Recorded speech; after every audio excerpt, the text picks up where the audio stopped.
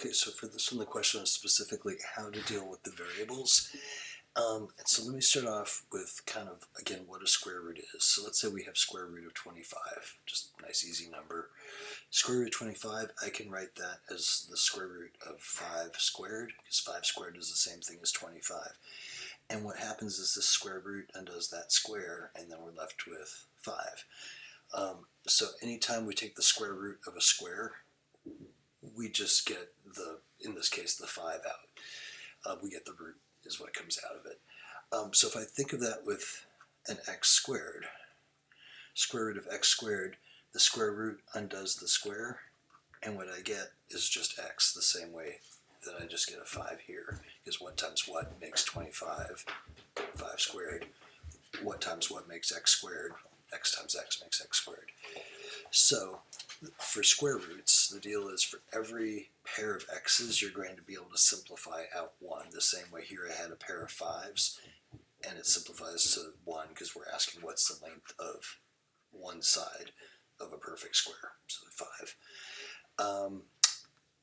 An easy way to do that, let me let me do the square root of x to the 10th. So the square root of x to the 10th, if I wanted to write that as a perfect square, what that would look like is the square root of x to the 5th squared, because if I have 2 sets of x to the 5th, that's x to the 10th. So if I take the square root of that square, what comes out is the x to the 5th.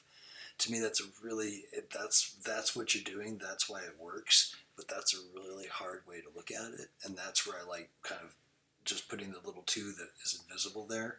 And then a really easy way to do this is just saying 2 goes in 10 5 times, and that means you have 5 pairs, and for every pair, 1 comes out.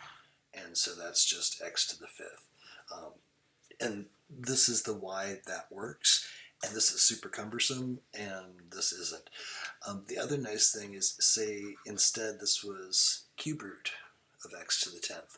You do the same process. You just, now instead of how many pairs dividing by 2, you're saying how many triplets, how many groups of 3.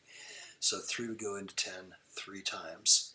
So x cubed comes out, and then there's that 1 left over. That one's still there. So this counts as the x to the 9th with 1 x left over. So 3 went into 9 3 times, and then there's our leftover 1. And once you figure that out, then you can do all these because they're all the same thing. It doesn't. If that had been a 5, it would be x squared because 5 goes into 10 2 times. So coming back to this one that we actually were looking at here, square root of 121. So that piece would be an 11. And the way I do these is I leave myself some space here, and then I work out the rest. So I'm going to think of that little invisible 2.